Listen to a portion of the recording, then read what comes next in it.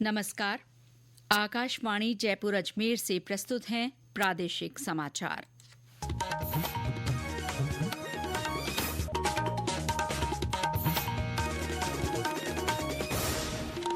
मुख्य समाचार। महिलाओं और बच्चों के विकास और कल्याण से जुड़े विभिन्न मुद्दों पर उदयपुर में चल रहे चिंतन शिविर में मंथन जारी।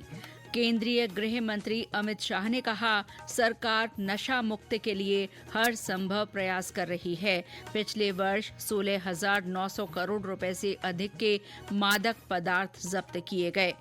प्रदेश में आज विभिन्न स्थानों पर बरसात और कोहरे से जनजीवन प्रभावित, कई जगह रिमझिम बारिश का दौर जारी। और युवा दिवस के अवसर पर कल जयपुर में होने वाले रोजगार उत्सव में 13,500 से ज्यादा युवाओं को नियुक्ति पत्र सौंपे जाएंगे।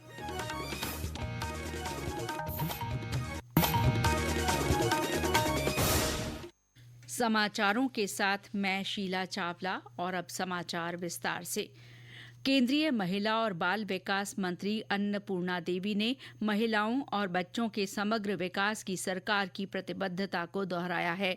आज उदयपुर में महिलाओं और बच्चों के कल्याण से जुड़े राष्ट्रीय चिंतन शिविर का औपचारिक उद्घाटन करते हुए उन्होंने महिला और बाल विकास मंत्रालय की विभिन्न पहलों की जानकारी दी। केंद्रीय मंत्री ने कहा कि आंगनबाड़ियों के नेटवर्क को मजबूत किया जा रहा है। बाल संरक्षण योजनाओं का बजट वर्तमान में लगभग 1,500 करोड़ रुपए हो गया है, जो वर्ष 2009 में 60 करोड़ था।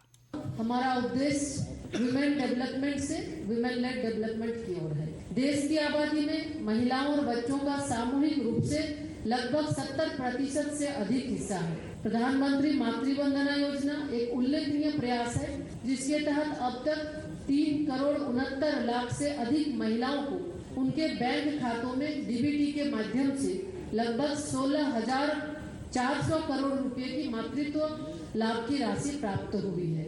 इसी तरह इस वर्ष भारत सरकार ने पूंजी निवेश के लिए राज्यों को विशेष सहायता योजना शुरू की है। मुख्यमंत्री भजनलाल शर्मा ने उद्घाटन समारोह को संबोधित किया। उन्होंने कहा कि राज्य सरकार महिलाओं और बच्चों के उत्थान के लिए पूरी संवेदनशीलता के साथ काम कर रही है। इस अवसर पर उन्होंने प्रदेश में महिलाओं और बच्चों के विकास के लिए चलाई जा रही योजनाओं के साथ ही नीतिगत निर्णयों और भविष्य की कार्य योजनाओं के बारे में भी बताया। 3 दिन गर्म दूध उपलब्ध कराने के लिए मुख्यमंत्री अमृत आहार योजना के माध्यम से हमने राजस्थान में दिया है। प्रधानमंत्री मातृवंदन योजना के तहत अंतर्गत प्रथम संतान के लिए 5,000 रुपए की आर्थिक प्रोत्साहन राशि 2 किस्तों में उपलब्ध कराई जा रही है। राज्य सरकार ने हमारी ने बढ़ा करके इसको 6,500 रुपए किया है। हमने इसको बढ़ाया। इसी तरह साथ ही दिव्यांग गर्भवती महिला के लिए इसे हमने बढ़ा करके 10,000 रुपए किया है। इसी प्रकार द्वितीय संतान बालिका होने पर भारत सरकार द्वारा 6,000 रुपए आर्थिक सहायता मातृवंदन योजना के अंदर उपलब्ध कराया जाता है। प्रदेश की उप मुख्यमंत्री और महिला बाल विकास मंत्री दया कुमारी ने भी कार्यक्रम में शिरकत की। आंगनबाड़ी केंद्रों के माध्यम से 45 लाख लाभार्थियों को माइक्रो न्यूट्रिएंट फोर्टिफाइड पूरक पोषाहार दिया जा रहा है। किशोरी बालिका योजना के तहत 5 जिलों जैसलमेर, धौलपुर, करौली, सिरोही और बारां में 45,000 किशोरियों को पूरक पोषाहार दिया जा रहा है। मुख्यमंत्री अमृत आहार योजना द्वारा आंगनबाड़ी केंद्रों पर 3 से 6 आयु वर्ग के बच्चों के लिए दूध पाउडर उपलब्ध कराया जा रहा है। प्री स्कूल एजुकेशन क्लब में लगभग 17 लाख बच्चों को विविध प्रकार की गतिविधि आधारित पुस्तकों की शाला पूर्व तैयारी कराई जा रही है। चिंतन शिविर में मिशन वात्सल्य, मिशन शक्ति और मिशन सक्षम आंगनबाड़ी के साथ ही पोषण 2.0 अभियान पर चर्चा की जा रही है। इन सत्रों के माध्यम से महिलाओं और बच्चों के सशक्तिकरण के लिए विभिन्न योजनाओं की रूपरेखा तैयार की जाएगी। चिंतन शिविर का समापन कल होगा। गृह मंत्री अमित शाह ने कहा है कि वर्ष 2024 में 16,900 करोड़ रुपए से अधिक मूल्य के मादक पदार्थ जब्त किए गए हैं। ये आजादी के बाद सबसे बड़ा आंकड़ा है। आज नई दिल्ली में मादक पदार्थ तस्करी और राष्ट्रीय सुरक्षा पर क्षेत्रीय सम्मेलन की अध्यक्षता करते हुए श्री शाह ने कहा कि लगभग 24 लाख किलो नशीले पदार्थ जब्त किए गए। वहीं पिछले 10 साल में 56,800 करोड़ रुपए से ज्यादा कीमत के मादक पदार्थ पदार्थ नष्ट किए गए हैं। गृह मंत्री ने कहा कि सरकार नशा मुक्ति के लिए हर प्रयास कर रही है।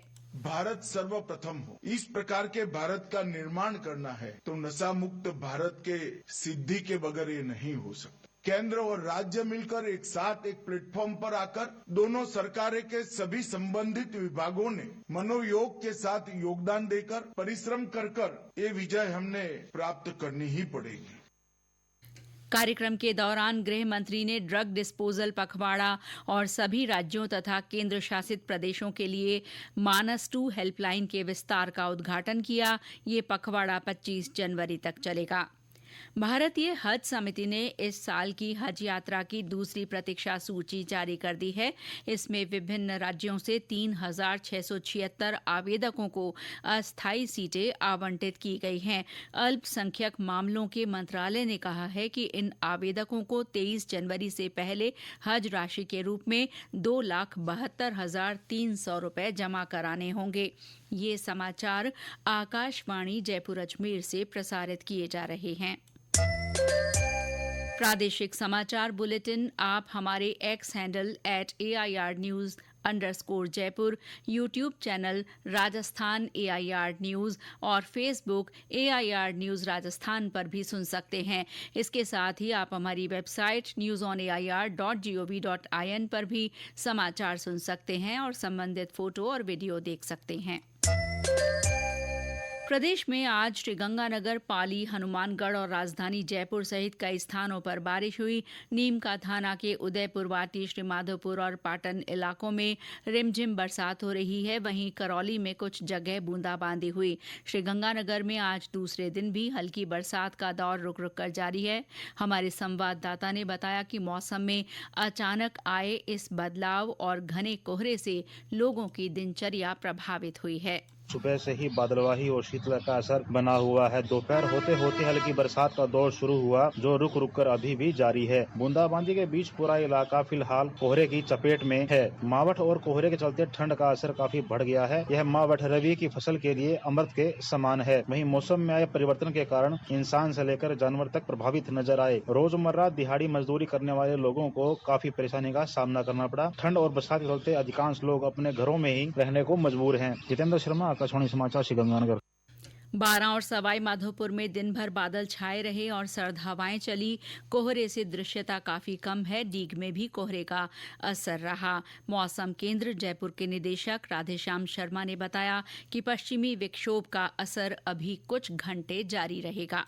पश्चिमी विक्षोभ के प्रभाव से राजस्थान के कई भागों में मेघ गर्जन के साथ बारिश की गतिविधियां दर्ज की जा रही है। इस सिस्टम का असर अभी भी अगले 8-10 घंटों तक खासकर उत्तरी राजस्थान के वो इलाके, हनुमानगढ़, गंगानगर, इसके अलावा शेखावाटी के इलाके, जयपुर संभाग, भरतपुर संभाग के कुछ भागों में बारिश जारी रहने की संभावना है। इसका असर 12 जनवरी को राज्य के अधिकांश भागों से समाप्त होगा। एक बार फिर से ज्यादातर इलाकों में मौसम शुष्क होगा। हालांकि अगले 2-3 दिन घना कोहरा छाए रहने से दिन के तापमान में कमी होगी और दिन में ठिठुरन बढ़ने की संभावना है। इसके बाद एक और नया पश्चिम विक्षोभ 14-15 जनवरी को सक्रिय होगा। इसके असर से उदयपुर, कोटा संभाग की ओर एक बार फिर से आप देखेंगे 14-15 जनवरी को कहीं कहीं बारिश की गतिविधियां दर्ज होने की संभावना है। सर्दियों के मौसम में हमारे खान पान में बदलाव होता है। राजस्थान में सर्दियों के भी पारंपरिक व्यंजन हैं और इन दिनों मशहूर पकवानों की बहार है। एक रिपोर्ट। प्रदेश में शीत ऋतु में मोटे अनाज यानी मिलेट्स का भी भरपूर इस्तेमाल किया जाता है। ज्वार, बाजरा, रागी और कोदो स्वादिष्ट होने के साथ ही स्वास्थ्यवर्धक होते हैं। मोटे अनाज के प्रति दुनिया भर में जागरूकता के साथ ही इनका इस्तेमाल भी बढ़ा है। राज्य में इस मौसम में बाजरे की राब और खिचड़ी, मूंग की दाल का हलवा, गोंद और तिल के लड्डू, गजक, तिलपट्टी और कच्ची हल्दी की सब्जी भी बड़े शौक से खाए जाते हैं। पोषण से भरपूर इन व्यंजनों से ऊर्जा मिलने के साथ ही शरीर की प्रतिरक्षा प्रणाली भी मजबूत होती है। समाचार कक्ष से सुदर्शन नाहर। स्वामी विवेकानंद की जयंती 12 जनवरी को राष्ट्रीय युवा दिवस के रूप में मनाया जाता है। इसी उपलक्ष्य में नई दिल्ली के भारत मंडपम में राष्ट्रीय युवा महोत्सव मनाया जा रहा है। प्रधानमंत्री नरेंद्र मोदी ने इस परिप्रेक्ष्य में आज युवा और खेल मामलों की राज्य मंत्री रक्षा खड़से का राष्ट्रीय युवा उत्सव 2025 और विकसित भारत युवा नेता संवाद पर लिखा एक लेख साझा किया। श्री मोदी ने कहा कि विकसित भारत युवा नेता संवाद देश के युवाओं को राष्ट्र की विकास यात्रा में शामिल करने की एक अनोखी पहल है। इधर जयपुर के सवाई मानसिंह स्टेडियम में चल रहे राज्य स्तरीय युवा महोत्सव का कल समापन होगा। इस मौके पर विभिन्न श्रेणियों में यूथ आइकन अवार्ड्स भी दिए जाएंगे। युवा दिवस के मौके पर जयपुर में रोजगार उत्सव का आयोजन किया जा रहा है। इसमें मुख्यमंत्री भजनलाल शर्मा 13,500 से ज्यादा युवाओं को विभिन्न विभागों के लिए नियुक्ति पत्र सौंपेंगे। इनमें चिकित्सा, वित्त, गृह, राजस्व तथा शिक्षा विभाग में विभिन्न नियुक्तियां शामिल हैं। जयपुर के बिड़ला सभागार में होने वाले राज्य स्तरीय रोजगार उत्सव से सभी जिले वीडियो कॉन्फ्रेंस के माध्यम से जुड़ेंगे। राज्यपाल हरिभाऊ बागड़े ने युवा दिवस की पूर्व संध्या पर प्रदेशवासियों को बधाई दी है। अपने संदेश में उन्होंने विकसित भारत 2047 की संकल्पना को साकार करने के लिए स्वामी विवेकानंद के आदर्शों को अपनाने का आह्वान किया है। साइबर अपराधों के बढ़ते मामलों को देखते हुए पुलिस आम लोगों को जागरूक कर रही है। इसी कड़ी में आज पाली में आम लोगों और स्कूली बच्चों को साइबर धोखाधड़ी के बारे में बताया गया। पुलिस ने उन्हें डिजिटल अरेस्ट, ऑनलाइन गेमिंग के जरिए होने वाले ठगी से सचेत रहने को कहा है। जिले के सिनेमाघरों में अब फिल्म शुरू होने से पहले साइबर सुरक्षा से जुड़ी क्लिप दिखाना अनिवार्य किया गया है। जयपुर में पर्यटन विभाग की ओर से कल्चरल डायरीज कार्यक्रम के तहत एल्बर्ट हॉल पर आज डिवाइन रिदम संध्या हो रही है। इसमें महेशाराम और उनके साथी कलाकार भक्ति गीत प्रस्तुत कर रहे हैं। वहीं शहर के जवाहर कला केंद्र में आज ध्रुवपद गायन समारोह आयोजित किया जा रहा है। उत्तर क्षेत्र सांस्कृतिक केंद्र पटियाला के सहयोग से हो रहे इस आयोजन में सुनीता अमीन और पद्मश्री वासुफुद्दीन डागर का ध्रुवपद गायन हो रहा है। और अंत में मुख्य समाचार एक बार फिर। महिलाओं और बच्चों के विकास और कल्याण से जुड़े विभिन्न मुद्दों पर उदयपुर में चल रहे चिंतन शिविर में मंथन जारी।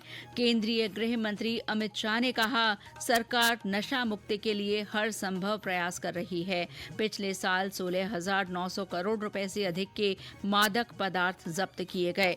प्रदेश में आज विभिन्न स्थानों पर बरसात और कोहरे से जनजीवन प्रभावित, कई जगह रिमझिम बारिश का दौर जारी। और युवा दिवस के अवसर पर कल जयपुर में होने वाले रोजगार उत्सव में 13,500 से ज्यादा युवाओं को नियुक्ति पत्र सौंपे जाएंगे। इसके साथ ही प्रादेशिक समाचार बुलेटिन समाप्त हुआ। नमस्कार।